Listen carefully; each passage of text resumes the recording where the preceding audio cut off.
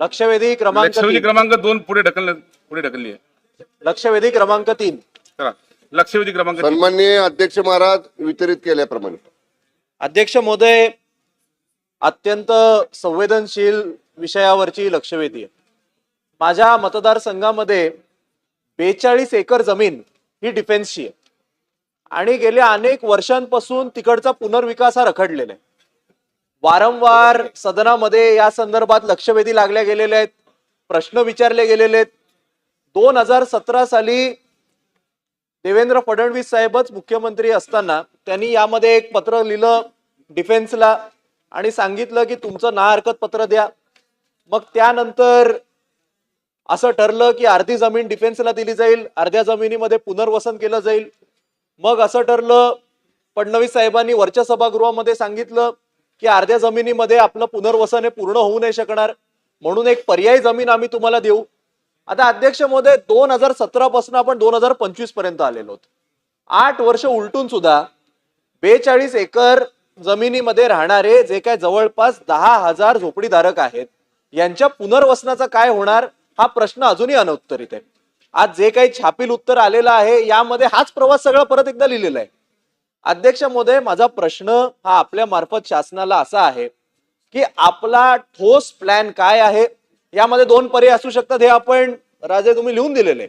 एक लिहिलंय की एक तर ना हरकत पत्र मिळू शकतं किंवा जमीन हस्तांतरित होऊन ती महाराष्ट्र शासनाच्या नावावर होऊ शकते. पण हे तर मला वाटतं कुठल्याही एखाद्या साध्या आर्किटेक्टला विचारलं तरी उत्तर आलं असतं. माझा सरळ सोपा प्रश्न हा आहे की आपण शासन म्हणून त्याकरता काय करतोय. 2017 पासून खुद्द आत्ताचे मुख्यमंत्री, तेव्हा सुद्धा तत्कालीन तेच मुख्यमंत्री होते, त्यांनी पाठपुरावा करून सुद्धा हा आपण प्रश्न मार्गी का लावू शकलो नाही. यावर आपल्याला काही टाइम बाउंड उत्तर मिळेल का? बाबा 6 महिन्यामध्ये, वर्षभरामध्ये सगळी 42 एकर जमीन ही आम्ही महाराष्ट्र सरकारच्या नावावर करू, किंवा प्रश्नच विचारतोय ना, प्रश्नच आहे, किंवा आम्ही एनओसी घेऊन येऊ. त्यामुळे माझा पहिला प्रश्न हा आहे की टाइम बाउंड तुमचा प्लॅन काय आहे. तुम्ही एनओसी आणणार की अख्खी जमीन ही महाराष्ट्र सरकारच्या नावावर करणार, हा माझा प्रश्न आहे. दुसरा जो प्रश्न आहे की जर तुम्ही एनओसी आणणार म्हणत असाल तर आता कांदिवलीमध्ये सुद्धा डिफेन्सची जमीन आहे, तिकडे मध्ये डिफेन्सनी पत्र दिलं की तुमची जी रिडेव्हलपमेंट चालू होती त्याला तुम्ही आता स्टॉप वर्कची नोटीस द्या. मग जर उद्या तुम्ही एनओसी आणली आणि पुनर्वसनच परत डिफेन्सनी अडवलं तर त्यावर तुमचा प्लॅन ऑफ ऍक्शन काय आहे. अध्यक्ष महोदय, माझा तिसरा प्रश्न असा आहे की आत्ताच्या परिस्थितीत एनओसी आणाल, शासनाच्या नावावर होईल, ते बघू, तुम्ही आता किती दिवस सांगता ते आता उत्तरात मध्ये कळेल. माझा तिसरा प्रश्न असा आहे, आता त्यामध्ये साधी गटारं जरी साफ करायची असतील तरी डिफेन्स हरकत घेते. त्यामुळे राहणाऱ्या लोकांना इतका त्रास होतो. पावसाळ्यापूर्वीची आम्हाला नालेसफाई सुद्धा तिकडे करता येत नाही, कारण त्यांच्या हद्दीमध्ये महापालिकेच्या अधिकाऱ्यांना जाऊ देता येत नाही. त्यावर आपण काही करणार का? आणि माझा चौथा प्रश्न आहे, यावर अशीच माझ्याच मतदारसंघामध्ये वेस्टर्न रेल्वेची सुद्धा जमीन आहे, ती सुद्धा केंद्र सरकारच्या अखत्यारीमधली आहे, 3 बंगला परिसरातली जमीन आहे. त्याच्यावर सुद्धा बायोमेट्रिक सर्वे झालाय, पण अजूनही अनेक्षर निघत नाही, कारण वेस्टर्न रेल्वेने अजून त्याला ही परवानगी दिलेली नाही, एनओसी दिलेली नाही. धारावीमध्ये जसे एक तुम्ही एसपीव्ही तयार केली आणि त्यांनी रेल्वेला पैसे दिले आणि ती जमीन ही महाराष्ट्र सरकारकडे करून घेतली आणि पुनर्वसन झालं, त्याच धर्तीवर वांद्र्यातील 3 बंगल्याची जमीन असेल किंवा बेहरामपाडा नौपाड्याच्या लगतची जमीन असेल, यावर सुद्धा महाराष्ट्र सरकार काही पैसे भरून वेस्टर्न रेल्वेला ती जमीन ही स्वतःच्या नावावर घेऊन पुनर्वसन करता येईल का, असे माझे 4 प्रश्न. मंत्री महोदय. सन्माननीय अध्यक्ष महोदय, सन्माननीय सदस्य वरुणजी सरदेसाई साहेबांनी सांताक्रूज गोळीबार येथील नगर भूमापन क्रमांक 12 व 155 या 2 नंबर मधल्या जमिनीवरचा या ठिकाणी झोपडपट्ट्यांच्या पुनर्विकासाचा प्रश्न उपस्थित केलेला आहे. जसं लेखी उत्तरामध्ये सांगितलेलं आहे तसं ही संपूर्ण जमीन ही भारतीय वायुसेनेच्या मालकीची आहे. आणि सन्मान्य सदस्य म्हणतात त्याप्रमाणे तत्कालीन मुख्यमंत्री माननीय देवेंद्रजी फडणवीस साहेब यांच्याबरोबर केंद्रीय संरक्षण मंत्री यांची संयुक्त बैठक 18/5/2018 त्यावेळी झाली आणि त्याप्रमाणे 50-50% 50% आम्हाला 50% तुम्हाला, म्हणजे केंद्राला आणि 50% आपल्याला, अशा धर्तीवरती झोपडपट्ट्यांचा ह्या झोपडपट्टीचं पुनर्वसन करण्याचा प्रस्ताव सादर करा. निर्णय झाला असं नाही, प्रस्ताव सादर करायला सांगितलं. त्यानुसार आपण प्रस्ताव सादर करण्यासाठी सर्वप्रथम तिथलं बायोमेट्रिक सर्वेक्षण हे करणं गरजेचं आहे. कारण जवळपास 9,483 झोपड्या त्या ठिकाणी आहेत आणि म्हणून आपल्याला केंद्राकडे पाठपुरावा केल्यानंतर माननीय मंत्री महोदय, मुख्यमंत्री महोदयांची बैठक झाल्यानंतर त्यांनी 17/5/2018 बायोमेट्रिक सर्वेक्षण करण्यासाठी आपल्याला मान्यता दिली.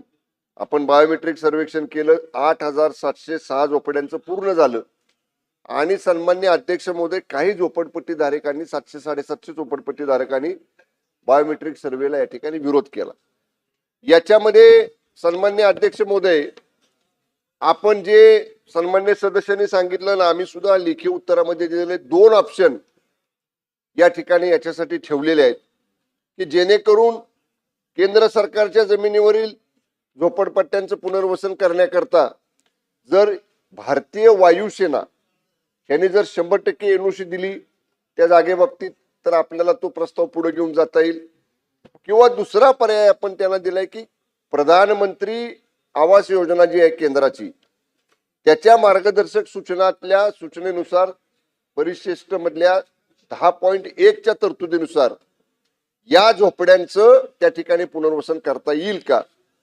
पण सन्माननीय अध्यक्ष महोदय, सन्माननीय सदस्य जे म्हणतायत की केंद्र सरकारकडे तुम्ही काय केलं, तर मला आवर्जून सांगायचंय, या संदर्भामध्ये 2023ला 21/3/2023ला 25/4/2023ला आपण केंद्राकडं पाठपुरावा केला.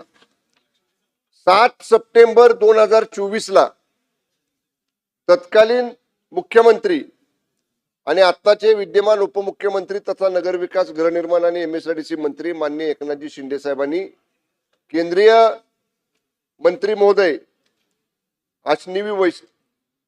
अश्विनी वैष्णवजी यांना सुद्धा या संदर्भातलं पर्सनल डिओ लेटर सन्मान्य अध्यक्ष महोदय दिलं आणि आपला सतत पाठपुरावा की या संदर्भातला आपला पहिला प्रयत्न राहील की त्या पूर्ण क्षेत्राचं एनओसी या ठिकाणी राज्य सरकारला द्यावं, परंतु ते काय अद्याप मिळालेलं नाही. आणि या बाबतीत मुख्य सचिवांच्या अध्यक्षतेखाली आपण समिती नेमलेली आहे. आमचा प्रयत्न सतत आहे, म्हणजे 3-4 वेळा आपण पाठपुरावा यासाठी केलेला आहे. आत्ता सुद्धा आत्ताच्या परिस्थितीमध्ये या लक्षवेधीला उत्तर देत असताना माननीय मुख्यमंत्री महोदयांशी चर्चा करून, माननीय उपमुख्यमंत्री महोदयांशी चर्चा करून या बाबतीतलं फ्रेश रिमाइंडर नव्यानं आपण केंद्र सरकारकडे देऊ. आवश्यकता असली तर जेव्हा पार्लमेंटचं अधिवेशन असतं आणि माननीय मुख्यमंत्री उपमुख्यमंत्री आपल्या राज्यातल्या खासदार महोदयांच्या बरोबर दिल्लीतल्या प्रश्नासाठी बैठक घेतात, त्या माननीय मुख्यमंत्री महोदयांच्या अजेंडावरती हा विषय आपण या ठिकाणी समाविष्ट करण्याची विनंती माननीय मुख्यमंत्र्यांना करू आणि निश्चितपणे या बाबतीत सरकार सकारात्मक भूमिका घेईल. राम कदम देतो, तुम्हाला देतो ना अध्यक्ष महोदय, तुम्हाला देतोय अध्यक्ष महोदय, देतोय. गेल्या अरे पण इकडे घ्यावं लागेल ना, इकडे घ्यावं लागेल. बोला अध्यक्ष महोदय, बोला. गेल्या 4 टर्म पासून हा विषय मी या सभागृहात ऐकतोय आणि माझ्या घाटकोपर पश्चिम मतदारसंघामध्ये मोठ्या प्रमाणामध्ये इंदिरानगर असेल, श्रेयस थिएटरच्या पाठचा भाग असेल, साधारणतः 20 एकर जमीन ही त्या ठिकाणी आम्हाला SRA राबवता येत नाही. का तर जमीन डिफेन्सची आहे. एवढंच नव्हे अध्यक्ष महोदय, त्या ठिकाणी नेव्ही आहे LBS रोडवर, त्याच्या समोरचा सगळा पाठ आझाद नगर, चिराग नगर इथलं सगळं डेव्हलपमेंट थांबलं अध्यक्ष महोदय. म्हणजे माझ्या मतदारसंघातला जवळपास 20% भूभाग हा या डिफेन्स आणि नेव्हीच्या NOC मुळे रखडलेला आहे. काही इमारतीची कामं झालेत, टेनंट बाहेर गेलेत आणि बिल्डर बांधू शकत नाही कारण त्याला बांधायला NOC नाही. माझा मंत्री महोदयांना एक प्रश्न आहे या ठिकाणी वरुण देसाई बोलले ते खरं आहे की आपण राज्य सरकार म्हणून आपण पाठपुरावा करतो, पण मी जेव्हा 2009ला पहिल्यांदा आमदार झालो आणि माझ्या मतदारसंघातली ती स्लम डेव्हलप व्हावी त्याच्यासाठी प्रयत्न करतोय. 4थ्या टर्म नंतर सुद्धा जर त्या मतदारसंघातला, केवळ मतदारसंघाचा विषय नाहीये, या ठिकाणी सन्माननीय सदस्य योगेश सागरजी बोलले ते बरोबर आहे एका ठिकाणी डिफेन्सच्या जागेवर आवश्यकता आहे, सिक्युरिटी आहे, सुरक्षा आहे, म्हणून त्या ठिकाणी डेव्हलपमेंट होऊ द्यायची नाही आणि जी डिफेन्सची जागा आहे त्याच्यावर रातोरात झोपड्या बसल्या जातात. प्रश्न हे घ्या. दुटप्पी धोरण नाहीये का? अध्यक्ष महोदय 2 मिनिटं बोलू द्या. अध्यक्ष महोदय, मी तुम्हाला सांगतो की आता गोळीबार रोड आहे सर्वोदय सिग्नल पासून, तिथे आम्हाला रोड मोठा करायचा आहे. डिफेन्सचे अधिकारी ती जागा सुद्धा घ्यायला देत नाहीत. त्या ठिकाणी आम्हाला सर्कल म्हणून तिथे बाबासाहेबांचा भव्य दिव्य पुतळा उभारायचा आहे. मी मागची 2 वर्ष पाठपुरावा करतोय. माझं सरकारला या निमित्तानं मागणं आहे की जसा माझ्या मतदारसंघातला डेव्हलपमेंट थांबली आहे, वरुण देसाईंच्या मतदारसंघातली डेव्हलपमेंट थांबली आहे, मुंबईची डेव्हलपमेंट थांबली आहे, माननीय मुख्यमंत्र्यांनी आपल्या सरकारनं याच्यामध्ये ताबडतोब याला प्रायोरिटी समजून केंद्र सरकारकडे टाइम बाउंड पद्धतीने फॉलोअप केला पाहिजे आणि येणाऱ्या 3 ते 4 महिन्यात याचा निकाल लागणं गरजेचं आहे. अध्यक्ष महोदय, चला सन्मान्य मंत्री बोल. अध्यक्ष महोदय, सन्मान्य ज्येष्ठ सदस्य राम कदम साहेबांनी घाटकोपर मधल्या डिफेन्सच्या जमिनीवरच्या झोपडपट्ट्यांचा पुनर्विकास हा एक प्रश्न उपस्थित केलेला आहे. या लक्षवेधीच्या मसुद्यामध्ये जरी तो समाविष्ट नसला तरी त्याचं साधर्म्य आता ज्या प्रश्नाचं मी लक्षवेधीचं उत्तर देतोय त्या संबंधातच आहे, कारण ही डिफेन्सची वायुसेनेची जागा आहे आणि ती संरक्षण दलाची जागा आहे. म्हणून मगाशी मी जे उत्तर दिलं की जेव्हा माननीय मुख्यमंत्री महोदय केंद्राच्या लोकसभेच्या अधिवेशनापूर्वी राज्यातल्या खासदार महोदयांच्या बरोबर, केंद्रातल्या मंत्री महोदयांच्या बरोबर राज्यातले केंद्राकडे प्रलंबित असणारे प्रश्न याच्यासाठी बैठक घेतात, माननीय मुख्यमंत्री महोदयांना विनंती केली जाईल की त्यांचा जो अजेंडा आहे केंद्र सरकारकडच्या प्रलंबित कामांचा, त्याच्या प्राधान्यक्रमामध्ये अशा ज्या काही विषय आहेत आणि तत्पूर्वी म्हणजे माननीय मुख्यमंत्र्यांकडे ही टिप्पणी ठेवण्यापूर्वी किंवा हा प्रस्ताव ठेवण्यापूर्वी सन्मान्य वरुण सरदेसाई असतील, सन्मान्य राम कदम साहेब असतील किंवा जे संबंधित विधानसभा सदस्य आहेत ज्यांचा डिफेन्स, आर्मी, नेव्ही कुठल्याही संरक्षण दलाच्या जमिनीशी संबंध आहे, अशा सन्मान्य सदस्यांची माझ्या दालनामध्ये स्वतंत्र अगोदर बैठक घेतली जाईल, त्याचं प्रारूप तयार केलं जाईल आणि माननीय मुख्यमंत्र्यांकडे ते सादर केलं जाईल. सन्माननीय आदित्य ठाकरे. अध्यक्ष महोदय, हा एक महत्वाचा विषय आहे. मला वाटतं सगळेच सन्मान्य सदस्य याच्यावर म्हणत आहेत आणि मुंबईचे अनेक सन्मान्य सदस्यांना आहे ना आम्हाला आमचं जो काही याच्यावर सांगणं आहे ते सांगायला लागेल. मी मुख्यमंत्री महोदयांना विनंती करेन की जेव्हा ते केंद्र सरकारला भेटायला जातील, कारण कुठच्याही पक्षाचं सरकार असो, केंद्र आणि राज्य सरकार ही एक संस्था आहे, त्याच्यात एक सांगड असणं गरजेचं आहे. अनेक मतदारसंघांमध्ये असे विषय, जसं माझ्या मतदारसंघामध्ये महाकाली नावाचं तिथे एक रिडेव्हलपमेंट चालू होतं. 17 वर्ष ती अडकलेली आहे, कारण तिकडे खालती ती झोपडपट्टी आहे, मागे अर्धवट घरं बनून तयार आहेत आणि ते झाल्यानंतर देखील नेव्हीची एनओसी आली नाही का, तर तिथे एक त्यांचा नेव्हल बेस आहे. हे समजू शकतो मी, पण मग आजूबाजूला ज्या बिल्डिंगी आल्या आहेत, ज्या काही प्रायव्हेट इमारती आहेत, त्यांना तुम्ही मुभा दिलेली आहे, त्यांच्यावर काही कारवाई होत नाही. मी हे म्हणत नाही की कारवाई झाली पाहिजे, पण हे महाकाली जी आहे ती कशाला अडली 17 वर्ष? तसंच अंधेरीमध्ये देखील जुहू जो एअरपोर्ट आहे, सन्मान्य सदस्य कदाचित तो विषय मांडतील, पण मी त्यांच्याच बाजूने हा विषय मांडत आहे. तिथे जी स्लम सोसायटी आहे, झोपडपट्टी आहे, त्यांना देखील 2017च्या निवडणुकीत सांगितलं होतं की तुमचं इन्स्टिट्यूट डेव्हलपमेंट इथे होईल. खरोखर हे होऊ शकतं का? एअरपोर्ट अथॉरिटी ऑफ इंडिया देऊ शकेल का? मुंबईमध्ये आपण पाहतोय अनेक अशा वेगळ्या संस्था आहेत केंद्राच्या, मग रेल्वे आहे, त्याच्यात वेस्टर्न एक्सप्रेस आणि हे सगळं आहे, त्याच्यात एअरपोर्ट अथॉरिटी आहे, बीपीटी आहे. ह्या संस्थांबरोबर सांगड घालण्यासाठी मला वाटतं मुख्यमंत्री महोदयांनी जर आम्हाला सगळ्यांना, मुंबईच्या आमदारांना बोलवून एक बैठक घेतली आणि लवकरात लवकर एक टाइम बाउंड प्रोग्राम इथे जाहीर केला, तर मला वाटतं ते मुंबईसाठी बरं होईल. मंत्री महोदय. सन्मान्य अध्यक्ष महोदय, मी मगाशीच सांगितलं या लक्षवेधीचं उत्तर देत असताना ज्या अशा साधर्म्य असणाऱ्या ठिकाणांचा उल्लेख झालेला आहे, मी वरुण सरदेसाई साहेबांचा उल्लेख केला, राम कदम साहेबांचा उल्लेख केला, आता सन्मान्य सविस्तर उत्तर दिलं ना. सन्मान्य अध्यक्ष महाराज ऐकून घ्या ना मला. बरं ऐकून घ्या, उत्तर ऐकून घ्या. उत्तर त्यांचं उत्तर. तुमच्या नेत्यांच्याच प्रश्नाचं उत्तर देतोय ते तर ऐकून घ्या. चला त्यांचं ऐकून घे, त्यांच्या प्रश्नाचं उत्तर ऐका ना. बोला मंत्री महोदय, त्यांचं बोला. नको देऊ का प्रश्न उत्तर? बोला, आपण मंत्री महोदय बोला. तर त्यांच्या प्रश्नाचं उत्तर देतो, तुम्ही ऐकून अरे घेत नाही. बोला, आपण बसा, तुम्हाला संधी देतो, बसा. बोला मंत्री महोदय. आता तुमच्याच नेत्यांच्या प्रश्नाचं उत्तर देतोय ते ऐकून घ्या. नाही समाधान झालं तर अध्यक्ष सांगतील ना काय सांगायचं ते. मी मगाशी तेच सांगितलं सन्मान्य अध्यक्ष महाराज, सन्मान्य वरुण सरदेसाई, सन्मान्य राम कदम साहेब आणि आता सन्मान्य आदित्यजी ठाकरे साहेब यांनी जे प्रश्न मांडलेले आहेत त्यांचं लेखी त्यांनी जर माझ्याकडे तशा पद्धतीचं पत्र दिलं तर माझ्या स्तरावरती माननीय मुख्यमंत्र्यांकडे प्रस्ताव दाखल करण्यापूर्वी आम्ही बैठक घेऊ. सन्मान्य सदस्यांचा विचार त्याच्यामध्ये समाविष्ट करू, विभागाच्या अधिकाऱ्यांना त्याच्या संदर्भामध्ये बोलवू आणि कशा पद्धतीनं पॉइंटेड म्हणजे आपल्याला ना हरकत केंद्राची मिळाली पाहिजे आणि हे प्रकरण हे झोपडपट्टी विकासाचे प्रकल्प पुढे गेले पाहिजेत यासाठी जी सकारात्मक पावलं उचलायची पर्याय 1, पर्याय 2, पर्याय 3 आपल्या गृहनिर्माण विभागाच्या स्तरावर आपण तयार करू, माननीय मुख्यमंत्री महोदयांकडे ते सादर करू आणि माननीय मुख्यमंत्री आणि उपमुख्यमंत्री एकनाथजी शिंदे साहेबांना विनंती करून केंद्राकडे टॉप प्रायोरिटीवरती या सगळ्या प्रकरणांचा फॉलोअप केला जाईल. चला शेवटचा अध्यक्ष महोदय, माझी मूळ लक्षवेधी होती त्यावर मला उत्तर मिळालं नाही. भातखळकर साहेब तुम्हाला देतो नंतर. त्यामुळे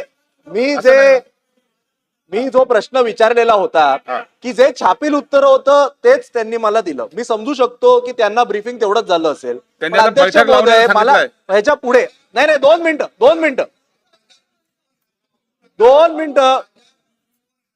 नाही, पण मला अधिकार आहे ना, तो अधिकार मला आहे ना, पण तो अधिकार मला आहे ना, तो अधिकार मला आहे ना, हो पण जरा. तो अधिकार मला आहे ना, चला तो अधिकार मला आहे ना, मंत्री महोदय, तो अधिकार त्यांना सांगा ना मला. प्रश्न विचारा. बघा माझं म्हणणं काय आहे, मी ब्रीफिंगवर का हरकत घेतली हे सुद्धा सांगतो.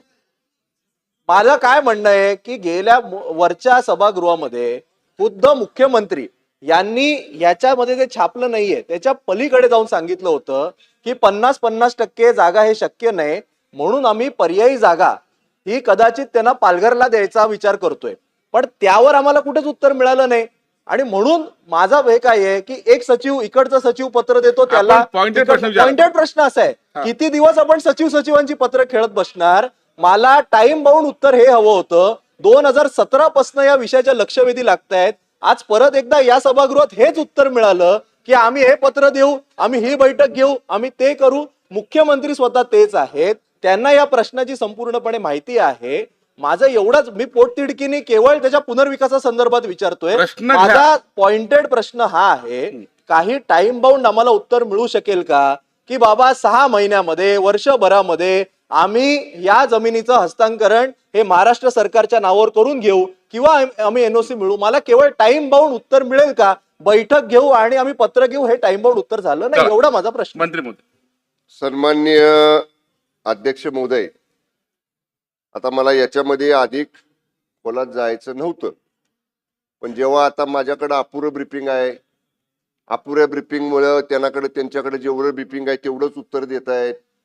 मला नम्रपणानं सांगायचंय 2019 ते 2022 या 2.5 वर्षामध्ये या प्रकरणाचा एकदाही पाठपुरावा तत्कालीन राज्य सरकारनं केंद्राकडे केलेला नाही. ऐका ना, आता काय मी उत्तर देतोय ना, मी उत्तर देतोय. तुम्ही काय म्हणला, तुम्ही उत्तर काय घ्या, म्हणला, शांत बसा. उत्तर घ्या. ह्यांनी काय विचारलं, नाही उत्तर ह्यांनी घ्या. काय विचारलं, अरे ह्यांनी काय विचारलं, ह्यांनी काय प्रश्न विचारला, उत्तर घ्यावं असं नाही, असं नाही. काय? आदित्यजी नाही काय? उत्तर घ्यावं लागेल ना. नाही हा, काय आपण खाली बसा, खाली बसा, काय खाली समजेल? बसा, खाली बसा. तुम्ही काय केलं 19 ते 22? मंत्री महोदय उत्तर द्या. अरे 19 ते 22 काय झालं, अरे नाही. 19 ते 22 काय खाली झालं बसा. सांगा ना. अरे उत्तर देणार ना, माझ्याकडे पाहून बोला. अरे मंत्री 19 महोदय ते माझ्याकडे 22 काय झालं, हा. एकही पत्र दिलं नाही, एकदाही पाठपुरावा केला नाही. कोणाचं सरकार होतं 19 ते 22? उलट 22 तारखेला माननीय एकनाथजी शिंदे साहेब मुख्यमंत्री झाल्यानंतर 4 वेळा आम्ही पत्र दिली. उत्तर खाली बसा. मुख्यमंत्र्यांनी 1 वेळा पत्र दिलं. तुम्ही काय केलं, नंतर तुम्ही काय केलं, आपण उत्तर घेऊ द्या.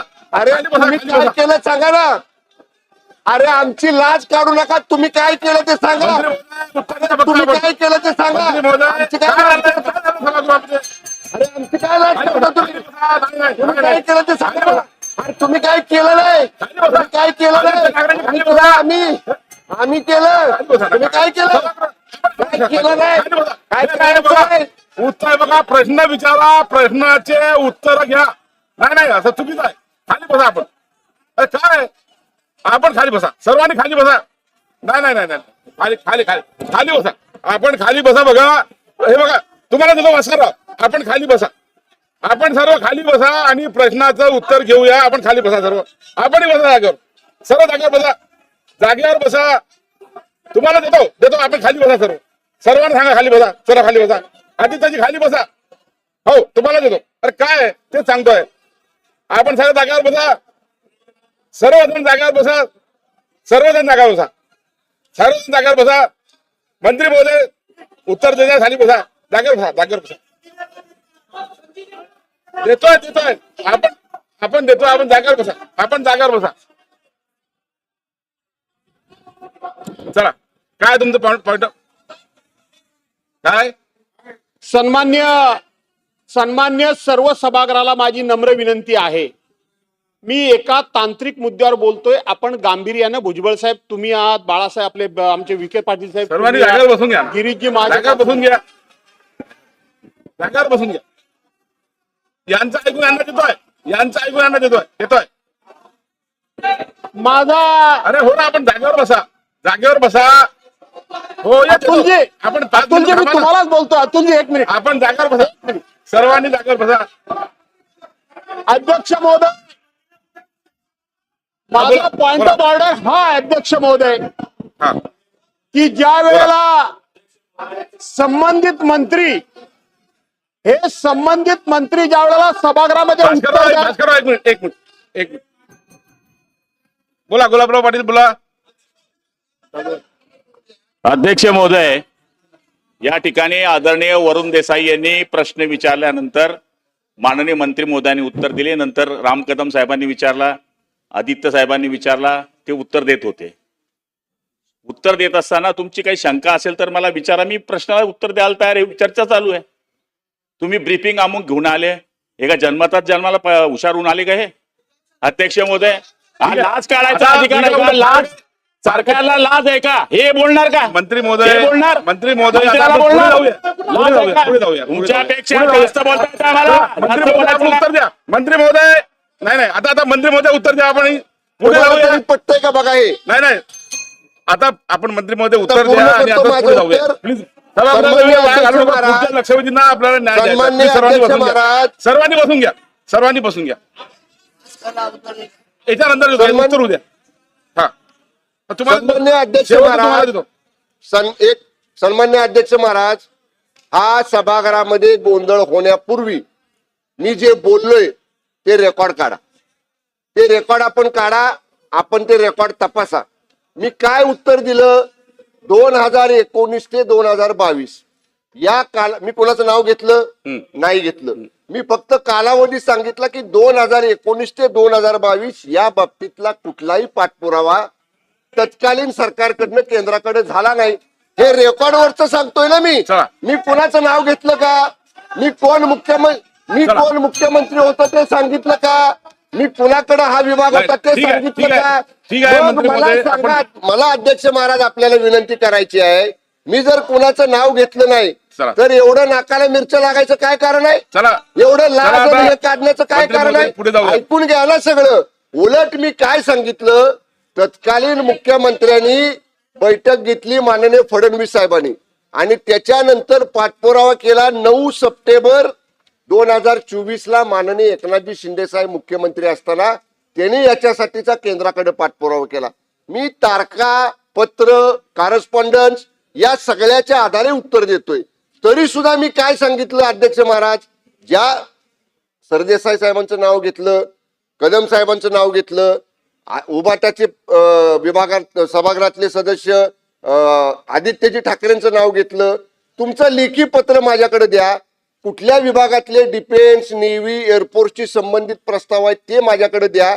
मान्य मुख्यमंत्री आणि उपमुख्यमंत्र्यांकडे जाण्यापूर्वी माझ्या स्तरावर आपण बैठक घेऊ आणि पॉइंटेड प्रपोजल केंद्राकडे आपण पाठवू. एवढं पॉझिटिव्ह उत्तर चला, मी दिलं. ठीक आहे, ठीक आणि आहे. काय उत्तर देऊ चला, अध्यक्ष चला. महाराज?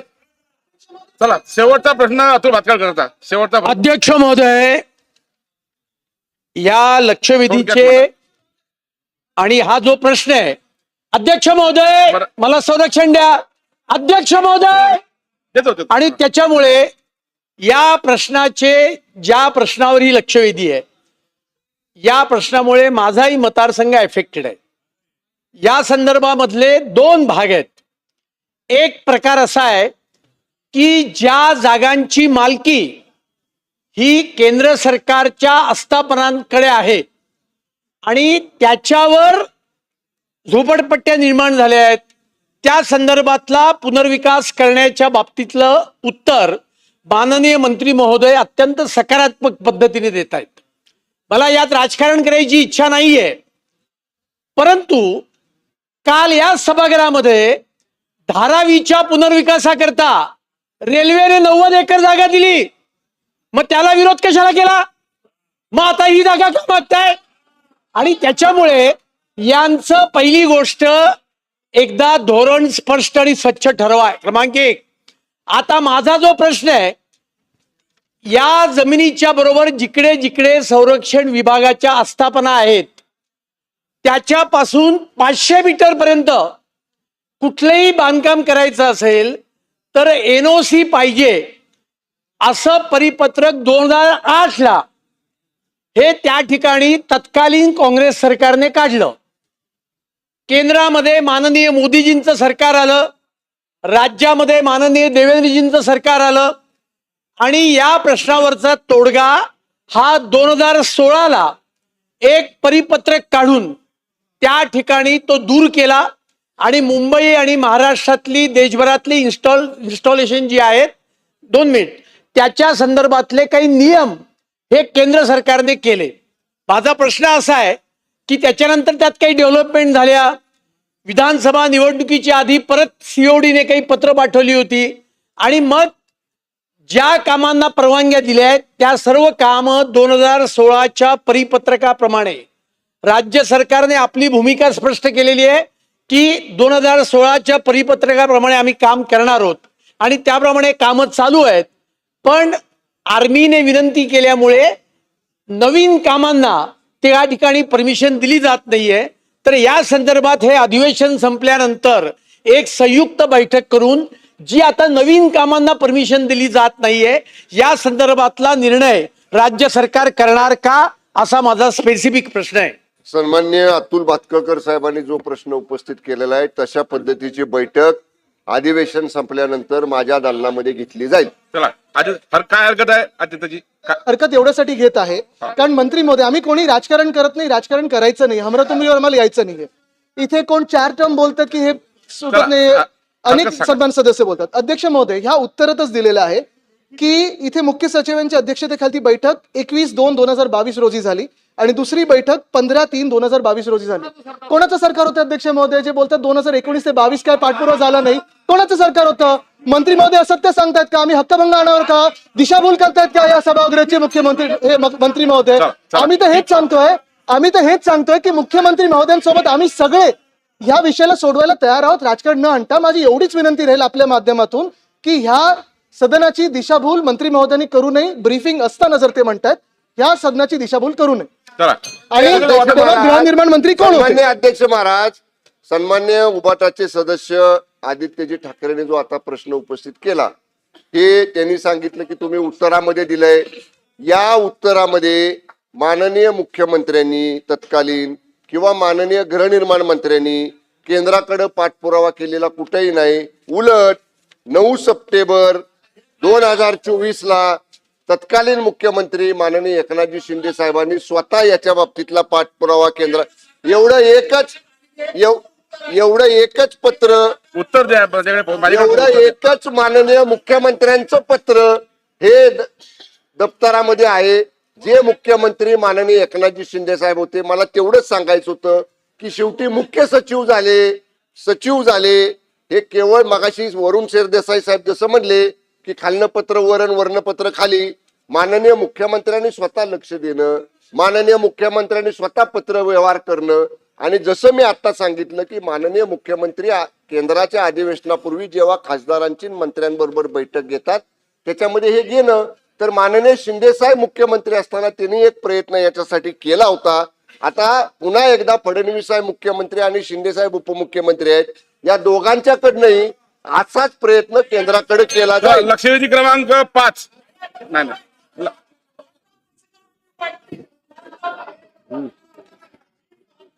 अध्यक्ष महोदय, बोला. हे काय मंत्री महोदय हे काय? मी तुमचा सन्मानाने उल्लेख केला. अध्यक्ष महोदय, माझा पॉइंट ऑफ प्रोसिजर हा आहे की संबंधित खात्याचे मंत्री संबंधित खात्याचे मंत्री सभागृहामध्ये उत्तर द्यायला नसतील तर त्यांनी तशा प्रकारची परवानगी अध्यक्षांच्याकडे घ्यावी लागते. त्याचबरोबर ज्या सन्माननीय मंत्री महोदयांना उत्तर द्यायला सांगितलं असेल त्यांना लेखी पत्र द्यावं लागतं. मी गेले कित्येक दिवस बघतोय की नगर विकास खात्याच्या भुजबळ साहेब हे खरं आहे का खोटं आहे, त्याने तुमची परवानगी घेतलंय का, घेतलं असेल तर पत्र दाखवा, नसेल तर ह्या मंत्र्यांना आयत्याला बोलायला कसं येतो आपण उठसूट प्रत्येक वेळी. हे कोण आहे, मुख्यमंत्री आहेत काय, फक्त मुख्यमंत्री बोलू चला, शकतात कुठल्याही चला, चला, खात्यावर, बरोबर. कोणी चला. कुठलाही मंत्री कुठल्याही चला, खात्यावर बोलू शकत लक्षवेधी नाही. क्रमांक 5 लक्षवेधी क्रमांक आणि उत्तमराव जानकर 4 लक्षवेधी 4 ही पुढे केलेली आहे, पुढे घेण्यात येईल. लक्षवेधी क्रमांक 5 लक्षवेधी क्रमांक 5. अरे अध्यक्ष महोदय वितरित केल्याप्रमाणे अध्यक्ष